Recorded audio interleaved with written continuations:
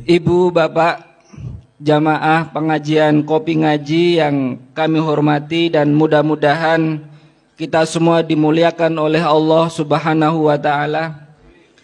Alhamdulillah, di pagi hari yang cerah dan indah ini, kita sama-sama dimudahkan oleh Allah Subhanahu wa Ta'ala untuk sama-sama berada di majelis ilmu, di tempat terbaik, yaitu di taman-taman surganya Allah, yaitu majelis-majelis ilmu dan majelis-majelis dzikir.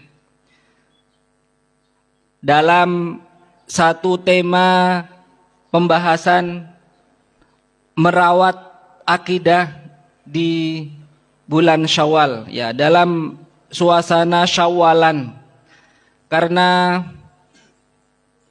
Syawalan itu merupakan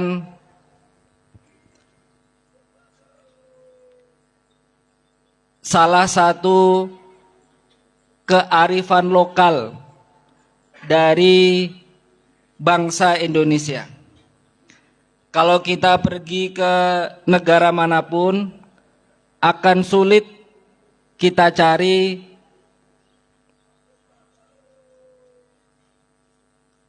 acara Syawalan.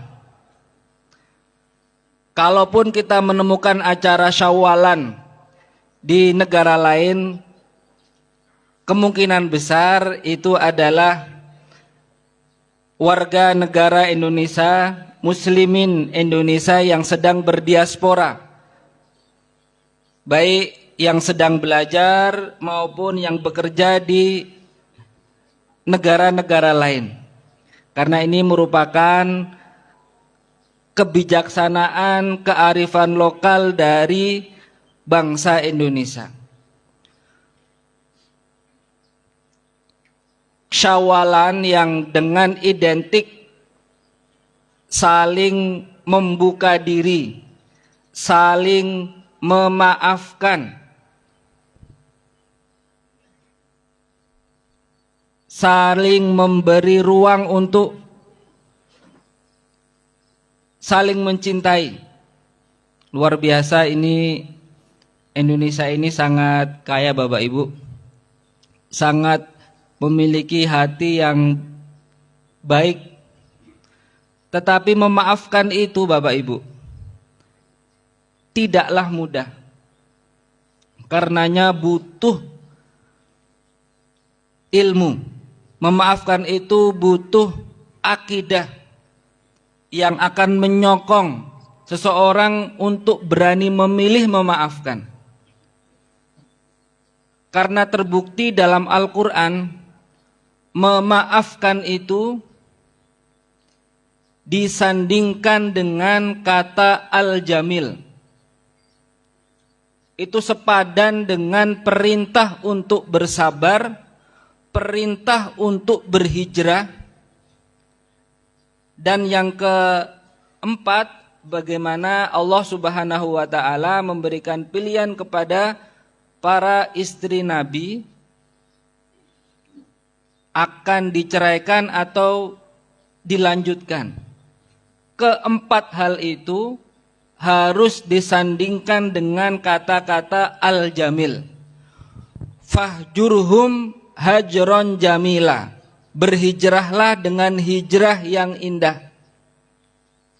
Fasbir sobron jamila, bersabarlah dengan kesabaran yang indah. Wa usarrih kunna sarahan jamila, katakanlah wahai Nabi kepada istri-istrimu, apakah memilih kehidupan dunia akan dicukupi, akan diberikan, atau memilih Allah dan Rasulnya? Kalau memilih dunia akan diberikan, tetapi wa usarrih kunna sarahan jamila, akan diceraikan dengan perpisahan yang indah. Kemudian yang keempat, di surah Al-Hijr Allah Subhanahu wa Ta'ala berfirman, fasfahis sofhal jamil, berilah maaf dengan pemaafan yang indah. Kalau sedikit kita tadaburi Bapak Ibu, dari keempat perintah Allah ini, semuanya harus disandingkan dengan kata-kata yang indah. Sabar dengan kesabaran yang indah.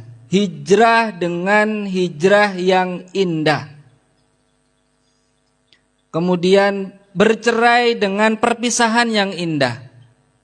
Kemudian yang keempat, memaafkan dengan pemaafan yang indah. Bisa kita rasakan bagaimana kedalaman Al-Quran itu.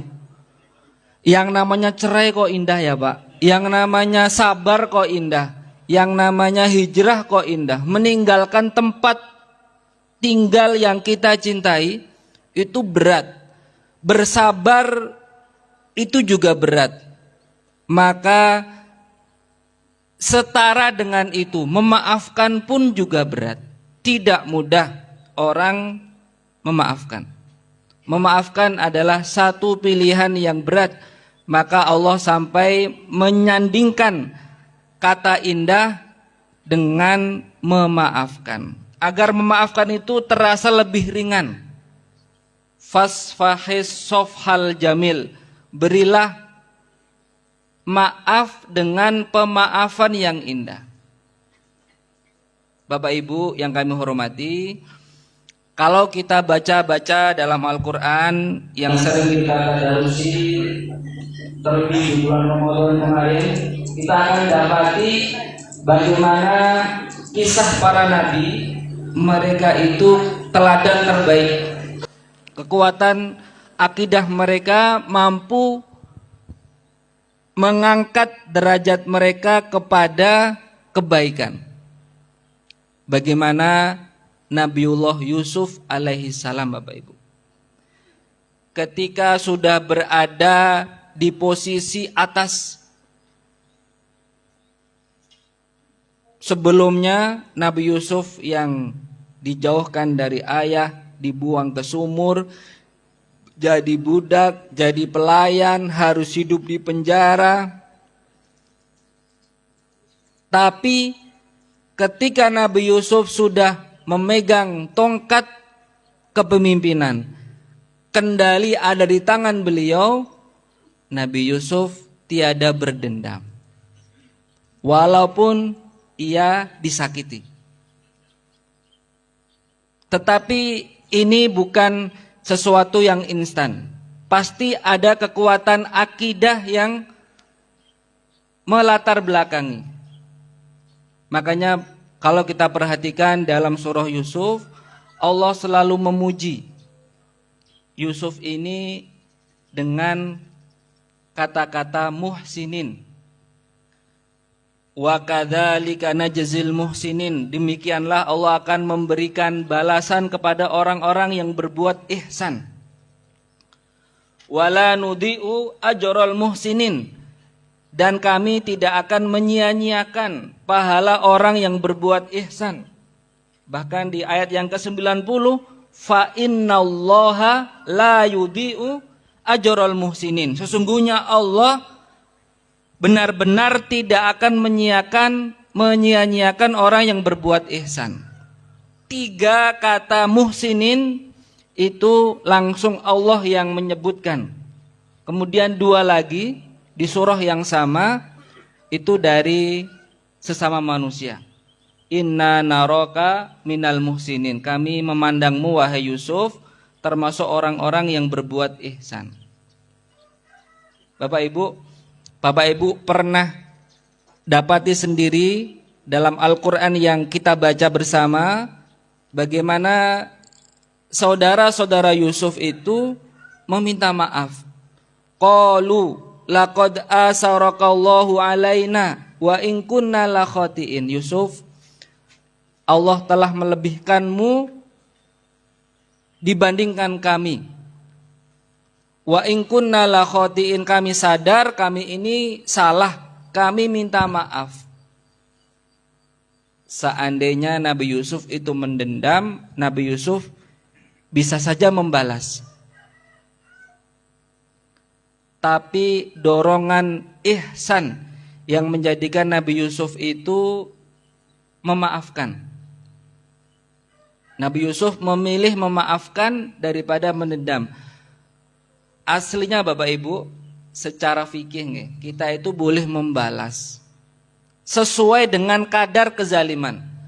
La yuhibbullahul jahra bisu'i minal qawli illa man dulim. Allah sangat tidak menyukai keburukan dari perkataan yang diterangkan secara nyata. Illa man dulim, kecuali bagi orang-orang yang didalimi. Kalau kita didalimi, aslinya boleh membalas sesuai dengan kadar kezaliman yang kita terima. Tapi ternyata ada yang lebih tinggi dari sekedar membalas. Kalau sesuatu dibalas yaitu adil. Kita disakiti, kita membalas sesuai dengan kadar kezaliman, namanya adil, impas. Tetapi ada yang lebih tinggi daripada adil, yaitu ihsan tadi. Nabi Yusuf mengatakan, qala la tasriba alaikumul yaum. Tidak ada tasrib. Yasrib itu artinya masalah. Dulu kan kota Madinah awalnya disebut dengan Yasrib, itu sumber masalah yang buruk-buruk. Maka Nabi tidak suka dan beliau menggantinya dengan kata Tobah atau Madinah.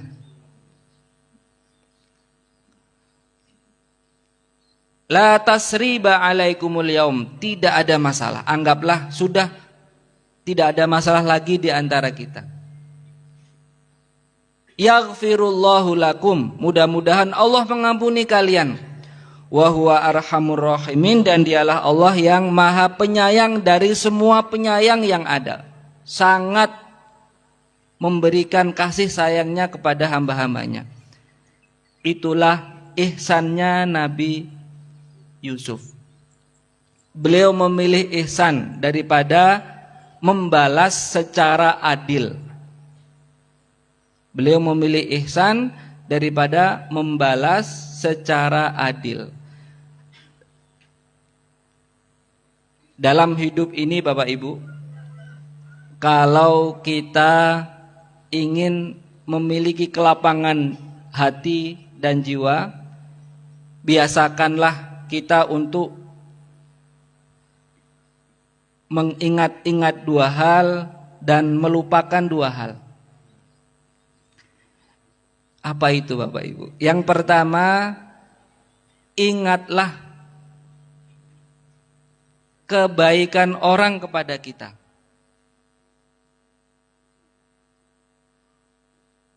Agar saat kita membenci tidak berlebih-lebihan. Agar kita bisa membalas kebaikan itu di kemudian hari. Karena kebaikan orang yang kita ingat itu ternyata yang akan mendorong kita untuk berbuat ihsan. Masih ingat Bapak Ibu ketika Nabi Yusuf digoda oleh Zulaikha. Dorongan manusiawi sangat nyata. Walaqad hammat bihi wa hamma biha. Jelas Zulaikha qad syaghafaha hubba, sudah kalap karena sudah tertutup buta oleh cintanya. Wa hamma biha, Yusuf pun sebagai manusia juga tertarik, Pak. Justru kalau enggak tertarik enggak normal. Ya kan, Pak? Tetapi ingat perkataan Yusuf, innahu rabbi ahsana maswaya. Kok begini? Padahal tuanku, yaitu suami dari Zulaikha, itu sudah berbuat baik kepada saya. Innahu rabbi ahsana maswaya. Kebaikan yang diingat-ingat oleh Yusuf, ternyata itu menguatkan Yusuf untuk memilih berbuat ihsan. Masih ingat Bapak Ibu ayat sebelumnya? Ketika pertama kali sang suami dari Zulaikha itu melihat Yusuf yang masih kecil di pasar ketika dibeli. Gimana kalau kita ini saja? Akrimi maswahu, berbuat baiklah wahai Zulaikha, berbuat baiklah kepada anak ini. Akrimi maswahu. Maka sama dengan yang dikatakan Yusuf setelahnya nanti, innahu rabbi ahsana maswaya. Ini tuanku ini sudah berbuat baik. Masa saya membalas kebaikan dengan pengkhianatan? Masa saya membalas kebaikan yang begitu besar dengan kedurhakaan? Asa ayyan fa'ana au natakhidahu walada. Mudah-mudahan ini suaminya Zulaikha itu berprasangka baik pada Allah. Asa ayang fa'ana, mudah-mudahan kelak anak ini memberikan manfaat untuk kita. Au natakhidahu walada, atau kita angkat saja sebagai anak. Karena memang mereka ditakdirkan tidak punya keturunan. Dan kita lihat Bapak Ibu di kemudian hari bukan hanya bermanfaat untuk keluarganya Zulaikha dan Raja Al-Aziz tadi, tetapi juga bermanfaat banget bahkan untuk negeri Mesir, menyelamatkan ancaman krisis yang akan terjadi. Benar-benar prasangka baik itu harus ada dalam diri kita. Berprasangka baik, kita nggak tahu Bapak Ibu mana di antara anak-anak kita, mana di antara generasi setelah kita itu yang nanti Allah takdirkan dari tangannya akan menyelamatkan negeri kita. Allah takdirkan dari tangannya yang akan menyelamatkan minimal keluarga kita.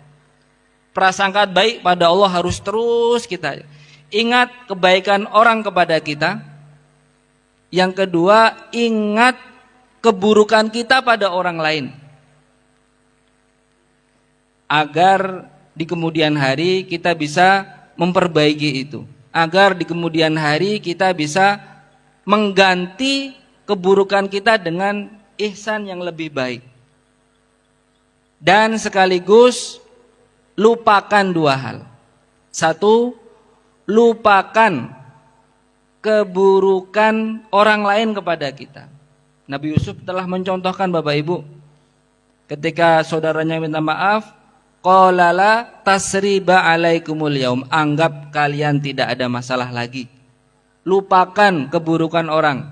Kalau kita mengingat-ingat keburukan orang, namanya tidak sofhal jamil, tidak memaafkan dengan pemaafan yang indah. Kita masih menyimpan beban, kita masih membawa kotoran penyakit dalam diri kita. Masih ganjel Pak, namanya ghil, masih ganjel dalam dada kita. Itu yang nanti menyebabkan penyakit Pak. Tapi bagaimana sebisa mungkin kita lepaskan beban kita dengan memberi maaf, dengan pemaafan yang tanpa ganjel tadi, pemaafan yang tanpa beban. Los, kok bisa los Ibu? Kok bisa plong hatinya? Apa kekuatan akidah yang menjadikan orang memilih itu? Ternyata Bapak Ibu, kekuatan itu ada dalam keyakinan annallaha khalaqona, Allah yang menciptakan kita semua, Allah yang menciptakan kita, Allah yang menciptakan teman-teman kita, Allah juga yang menciptakan orang-orang yang memusuhi kita. Kalau semua ciptaan Allah, tentu ini merupakan skenario besar yang sangat indah dari Allah. Karenanya ya sudahlah, semua sama-sama ciptaan Allah, kita memilih untuk memaafkan. Seperti yang dilakukan oleh Nabiullah Yusuf alaihi salam. Nabi Yusuf memilih ihsan. Nabi Yusuf melupakan keburukan orang lain. Nabi Yusuf melupakan kebaikan dirinya. Kalau kita punya kebaikan, baik besar maupun kecil, cepat-cepat kita lupakan. Karena kalau kita ingat-ingat kebaikan kita akan terhambat dengan kesombongan. Kita akan terhalang dengan keangkuhan, jumawa. Merasa saya yang paling berjasa, merasa saya yang paling berperan, merasa saya yang paling di antara yang lainnya. Lupakan keburukan orang lain dan lupakan kebaikan yang pernah kita lakukan. Nabi Yusuf sudah menerapkan ihsan sejak bahkan ketika Nabi Yusuf sulit. Ketika beliau di penjara pun beliau memilih ihsan. Beliau tidak berputus asa dari rahmat Allah. Harusnya kan orang yang mungkin difitnah, kemudian dianiaya, didolimi, kemudian sampai di penjara mungkin putus asa dia. Sekalianlah sudah terlanjur dianggap buruk, ya sekalian berbuat buruk. Kalau orang yang putus asa mungkin demikian. Tapi Nabi Yusuf memilih untuk berbuat ihsan. Bahkan sipir penjara yang menjaga penjara itu sampai-sampai belum mengatakan, kami belum pernah melihat orang yang di penjara ini yang lebih baik daripada Anda. Maka Nabi Yusuf ini mendapatkan kemuliaan Bapak Ibu untuk mau berada dimanapun, tapi masih dalam penjara, tidak boleh keluar penjara, tidak boleh jadi penjara tahanan rumah ya Pak ya, nggak boleh, tetap harus di penjara karena ini amanah. Kami bisa memberikan keleluasaan tapi masih dalam sekat penjara. Silahkan Anda memilih dimanapun Anda inginkan. Karena saking baiknya Nabi Yusuf, semuanya tahu Nabi Yusuf baik. Kalau orang itu baik, dimanapun tempat, orang akan melihat kebaikannya, bisa merasakan kebaikan orang itu. Maka ini Bapak Ibu, teman-teman Yusuf semua percaya. Bagaimana mereka menceritakan mimpinya kepada Yusuf, minta ditakwilkan. Apa tafsirnya? Nabi Yusuf ternyata membawa kebaikan yang besar bahkan dalam penjara itu. Ketika kecil, kemudian dalam posisi berat, Nabi Yusuf lebih memilih ihsan. Ketika digoda, Nabi Yusuf memilih ihsan. Ihsan itu membalas air tubah dengan air madu. Membalas keburukan dengan kebaikan yang lebih banyak. Disakiti tapi justru malah memperbaiki. Nah, ini Bapak Ibu yang benar-benar menjadi motivasi kita untuk benar-benar memberikan hati kita, memaafkan tanpa ganjel tadi. Angel Pak ini Pak. Ada lagi Bapak Ibu yang lebih tinggi dari itu ternyata. Masih ingat Nabi Muhammad Shallallahu Alaihi Wasallam? Beliau di Mekah disakiti, beliau dianiaya, beliau diembargo, tidak bisa bergerak, sangat dibatasi. Allah perintahkan untuk berhijrah ke Madinah. Bahkan kemudian ketika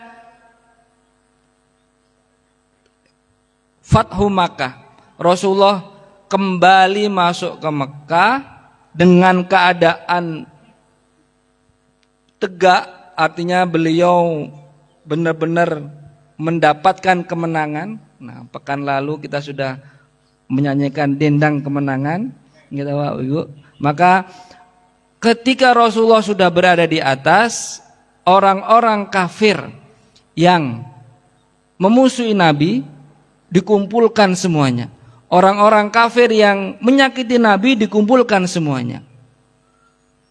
Ini kira-kira apa yang akan terjadi Bapak Ibu ketika seorang pemimpin kembali masuk ke negerinya dengan kekuatan penuh, musuh-musuhnya sudah dihadapkan di hadapannya, ya tinggal eksekusi kalau saat ini.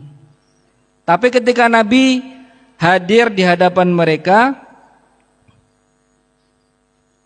ma tadunnuna anni fa'ilun bikum, kata Rasulullah, kira-kira apa yang akan aku lakukan kepada kalian? Ini yang dulu yang menyakiti, ini yang dulu yang memfitnah, ini dulu yang ini semuanya kan. Tapi kira-kira apa yang aku lakukan? Tapi mereka mengatakan akhun karim wabnun akhin karim wabnu akhin karim. Anda ini merupakan saudara kami yang baik, kemudian anak dari saudara kami yang baik pula.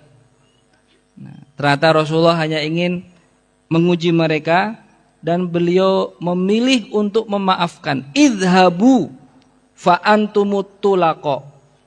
Harusnya mereka ini, orang-orang kafir ini, jadi tawanan, Pak. Tawanan itu bebas. Mau dijual boleh karena posisinya budak, mau disuruh bekerja juga boleh karena dia sudah menjadi milik dari pemenang dalam hal Fathu Makkah itu. Tapi Nabi memilih untuk berbuat ihsan. Idhabu, pergilah kalian semua. Fa antumut tulaqa, kalian bebas. Enggak dipaksa masuk Islam, Pak. Enggak dipaksa masuk Islam, enggak dipaksa, suruh pergi saja. Idhabu fa antumut tulaqa. Kalau tadi Nabi Yusuf memaafkan ketika saudaranya minta maaf, itu beliau memaafkan saudara seayah. Masih ada hubungan darah. Tapi Nabi Muhammad memaafkan musuh-musuhnya. Jadi tingkatan Nabi Muhammad lebih tinggi, Pak.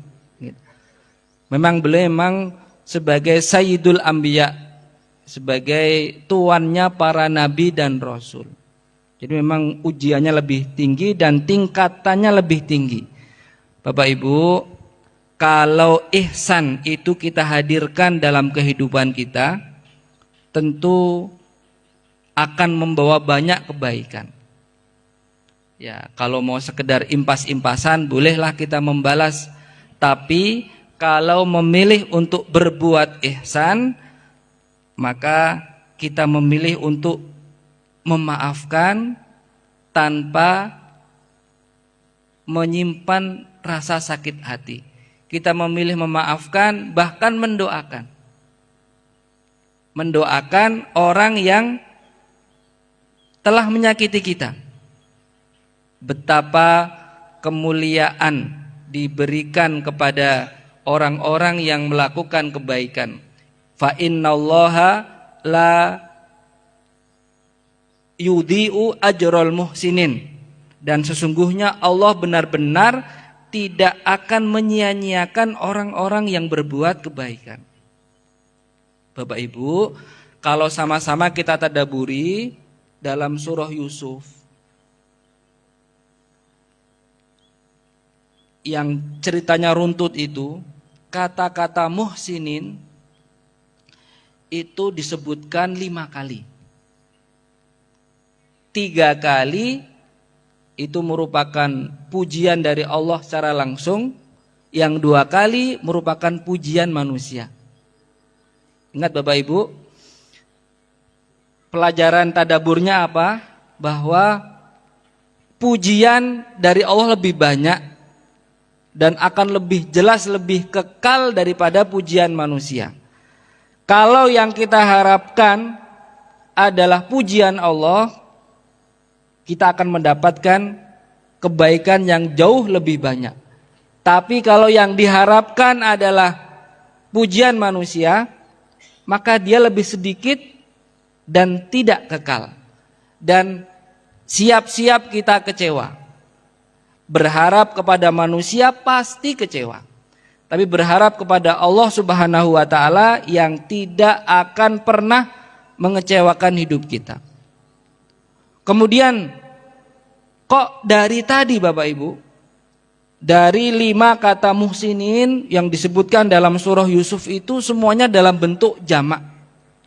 Muhsinin adalah orang-orang yang berbuat baik. Inna naroka minal muhsinin. Sesungguhnya kami melihatmu wahai Yusuf termasuk dari orang-orang yang berbuat baik. Kok bukan muhsin? Yusuf, engkau orang yang berbuat ihsan, berarti Anda ini muhsin. Tapi Allah menyebutkan muhsinin, orang-orang yang berbuat baik. Ini ada satu isyarat bahwa Bapak Ibu, mari kita itu jangan pernah lelah untuk berbuat baik. Karena isyarat dari surah Yusuf ini, orang yang berbuat baik itu pasti banyak temannya. Orang yang berbuat baik itu tidak sendirian. Kadang kita ini merasa berat dalam berjuang, merasa berat dalam berjihad, merasa berat dalam berkarya karena kita ini merasa sendiri. Ingat, asalkan yang kita lakukan adalah kebaikan, pasti ada temannya, pasti ada yang akan menopang. Ada yang jadi ujung tombak dan ada yang jadi ujung tombok. Pasti ada itu Bapak Ibu. Semua berperan sesuai dengan potensinya masing-masing. Mereka yang memiliki kelebihan di bidang harta, jadi Utsman bin Affan. Mereka yang memiliki kemampuan di bidang kepemimpinan, jadi Umar bin Khattab.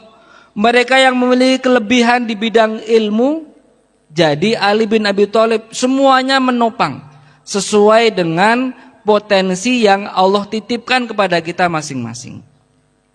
Abdullah ibnu Mubarak termasuk di antara yang bukan hanya ahli ilmu, bukan hanya yang ahli ibadah, tapi ternyata Ibnu Mubarak itu merupakan orang yang dititipkan Allah kekayaan. Kalau mau berangkat haji, Abdullah ibnu Mubarak itu meminta kepada orang-orang, teman-temannya, tetangga-tetangganya yang mau berangkat. Siapa yang mau berangkat haji tahun ini? Ayo silahkan kumpulkan uangnya ke saya, biar enggak habis. Belum membuka bank, tapi pribadi Bapak Ibu. Semua uangnya dikumpulkan ke sini, supaya tidak habis. Harta haji, harta untuk ibadah itu berkah. Titipkan ke saya agar tidak habis untuk pembelanjaan sehari-hari. Dititipkan, ditabung. Nah, tapi tidak dikorupsi nggak Bapak Ibu? Disimpan dan amanah. Kemudian ketika sudah berangkat haji sampai Mekah, sampai Madinah, diminta untuk belanja. Ayo silakan belanja sepuas kalian. Wahai Ibnu Mubarak, kami tahu uang yang kami titipkan kepada Anda itu hanya cukup untuk berangkat dan pulang. Kami nggak cukup lagi untuk belanja. Udah, kan saya sudah sampaikan bahwa harta yang digunakan untuk ibadah itu berkah. Udah, belanjalah sepuas kalian. Belanja semua. Bayari ya Ibnu Mubarak. Belanja puas, kemudian pulang sampai ke rumah masing-masing, dipanggil lagi oleh Ibnu Mubarak. Fulan, tadi yang nitipkan uang mana? Ini ada kembalian, sisa. Ternyata diberikan utuh Bapak Ibu. Uangnya berangkat, pergi utuh, dikembalikan. Itu orang yang mengambil peran yang sangat banyak. Sudah berperan di bidang ilmu, sudah berperan di bidang ibadah karena beliau ahli ibadah. Ada yang berperan di bidang harta. Kalau di masyarakat kan mungkin masing-masing ya Bapak Ibu. Ada mereka yang agnia, Allah titipkan banyak kekayaan, mungkin ya tidak bisa rajin ke masjid Pak. Ya mungkin karena bisnisnya banyak nggih. Masjidnya ya di mana-mana mampirnya, tapi memberikan sokongan itu kepada masjid sangat besar. Mungkin ada yang secara ekonomi tidak banyak, tapi dia bisa mengisi soft rutin di masjid itu. Ya, berarti dia berperan sebagai ahli ibadahnya. Ada yang berperan sebagai ahli ilmunya dan lain sebagainya. Maka orang yang berbuat baik itu jangan berkecil hati karena dia pasti banyak temannya. Orang yang berbuat baik itu akan ditopang. Fa innallaha la yudhi'u ajrul muhsinin.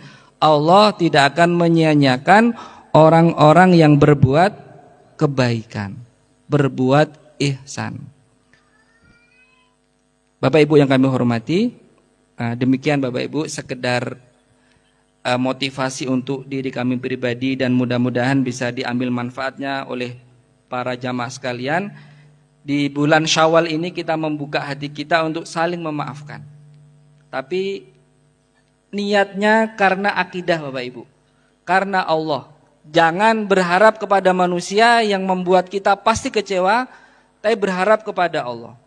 Kalau orang yang berbuat ihsan karena berharap kepada Allah, orang yang kita baiki kok ternyata berburuk, membalas keburukannya, kita tidak kecewa. Karena niatan berbuat baik itu perintah Allah. Berbuat baik karena mengharapkan ridha Allah. Adapun orang membalasnya kok tidak sesuai dengan harapan kita, ya sudah, itu urusan dia. Urusan kita berusaha untuk berbuat ihsan. Kita coba meneladani apa yang telah diteladankan oleh Nabi Yusuf dan kekasih kita utama baginda Nabi Muhammad sallallahu alaihi wasallam. Demikian Bapak Ibu, wallahu a'lamu bishawab, wa sallallahu ala nabiyina Muhammad, wassalamu alaikum warahmatullahi wabarakatuh.